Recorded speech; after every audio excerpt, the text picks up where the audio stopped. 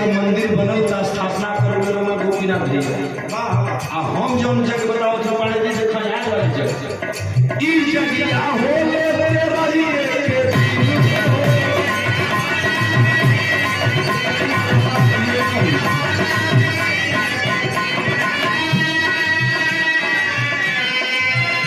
आज का दिन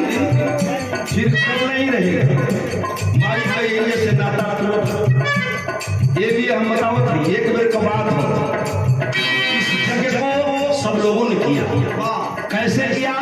गौर करेंगे कि जगिया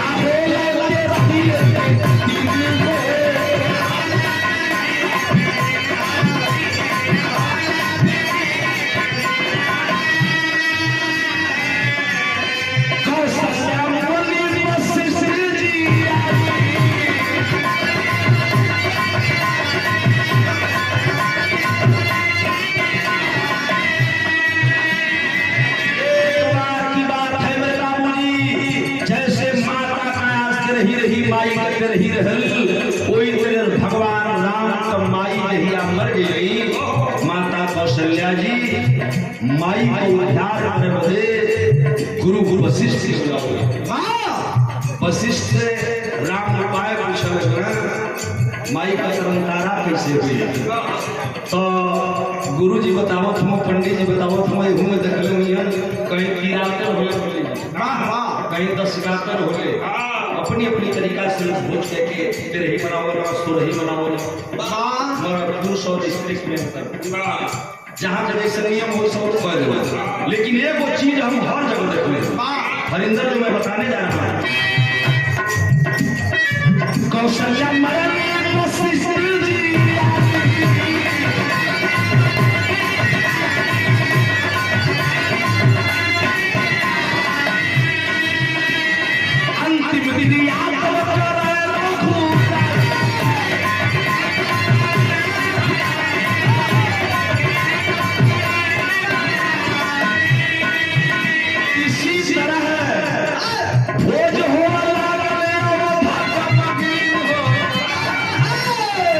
इसी तरह भोज हो रहा था अयोध्या में और पूरे अयोध्यावासी भोजन तो कर रहे थे लेकिन पुरुषोत्तम राम के मां के बिछड़ने का दर्द था दिल में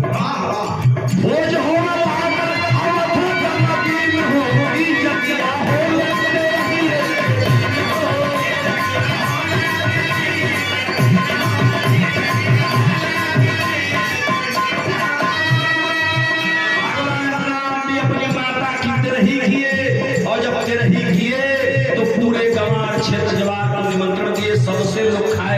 पहले पार्टी में पंडित जी लोग बैठे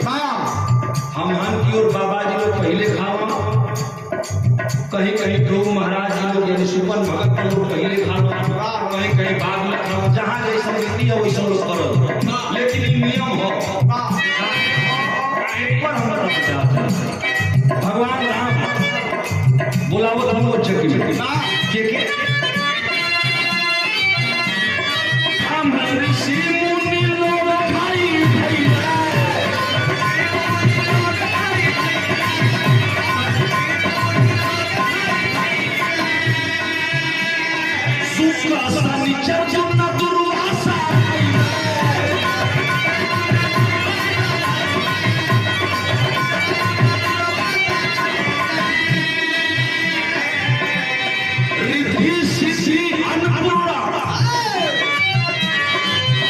बेटी भी है माई भी खाई है बेटी भी खाई है हम खाए बाप भी खाई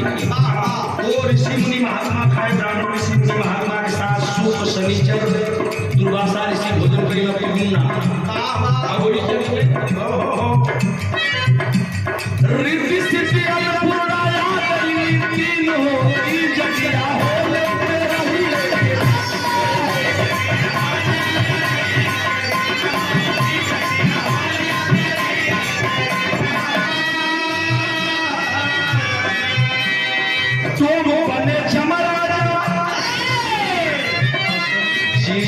माननीय पंडित जी असली चीज आओ जो हम भी अब आंख से देख के दरवाजा पर यहाँ भैया लोग बैठे और पारा पारी पंडित जी लोग खा गए नंबर लेकर लगे छपे नहीं देखो तुम बने जमराजा जय रही के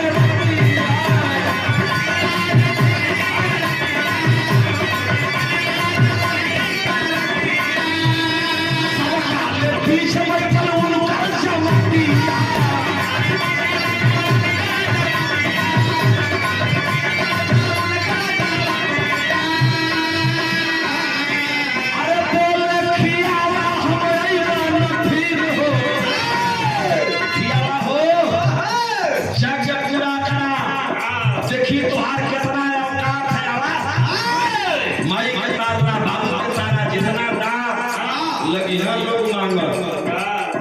आखिर से निकले हैं कोई दामन भर ना मांगते रह जाएंगे लोग देते रह जाएंगे लेकिन सुपन भगत के लोग जो हमारे महाराजा लोग होंगे धन्य है आप लोग अगर आप लोग ना रहते तो आज जग पूरा न हो भगवान राम का जब ना पूरा भइल तो हनुमान का पूरा भइल जब पुरुषोत्तम राम के यहाँ ना पूरा भइल तो इजा का पूरा हुई सब लोग परेशान हम अंतिम मेरी में पार्टी बैठल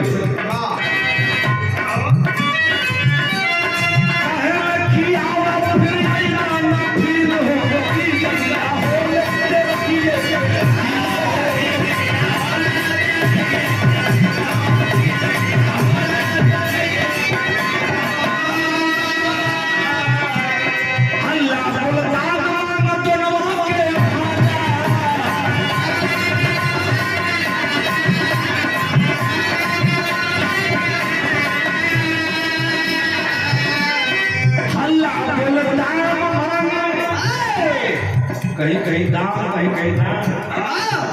हल्ला बोल दाम अरे वही सुपन जी के भाजा कुछ ना बचल जादो गई जमो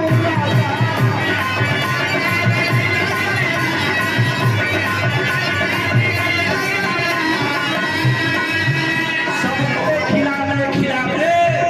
भगवान राम थक गए भगवान सुपन भगत के लोगन का पेट ना भरल कहलो इतना खैलो कि जब उठल उठा जब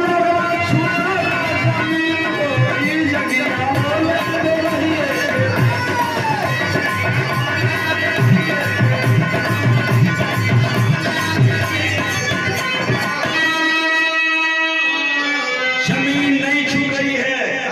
प्रयास भी करने लगे सुपन भक्त के लोग मेरे खानदान के लोग जिन्हें हम डोम राजा आगे न मिली तो तरनतार न हुई महाराज लोग सुपन भगत के लोगन के हमार गौरी शंकराचार्य का पांव छूटी पड़ा थक गए पुरुषोत्तम हमारी क्या औकात है आपकी क्या औकात है महाराज अब तो उठी कुछ नहीं के बचल घर में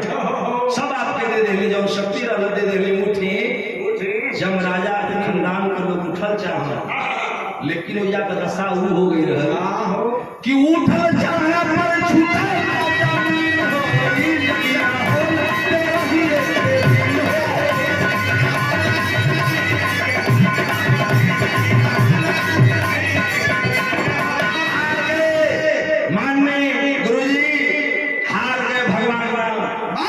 और थक थक के पांव पर गिरना पड़ा इन लोगों से माफी मांग करके जग पूरा राम जी बुलवावे के करल कि हमें माफ कर दें कम से कम यज्ञ पूरा कर नारा लगा दें तो कहला लोग पूरा कैसे हुई तो थक के राम एगो काम कैलन जमीन से उठावे खातिर वो महाराजा लोगन के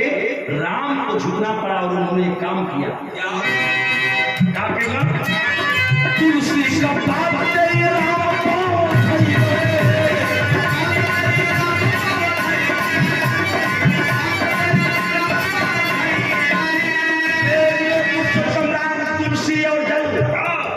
तुलसी जल लेकर के हाथ में हाथ जोड़कर खड़े हैं कलम महाराज आप से बढ़का केहू नहीं खे जग पूरा नारा लगा दे माई के तरन तारा बन जा वही कौशल्या माई के तिरही में सुपन भगत का लोग दो महाराजा लोग जब जयकारा बोल राम की विनती करे तब से यह जयकारा का नियम चला और आज भी हर तिरही के कार्यक्रम में जग पूरा हो के तिरही में आपने यज्ञ पूरा का नारा लगाया और वही नारा आज भी कलयुग में जबले जग पूरा न हुई तो ले जग पूरा ना हुआ। तो गीत का हमारा आखिरी लाइन लगल वहीं से अवस्था चली और आज सतत चल रही। तुलसी का पात तेरी राम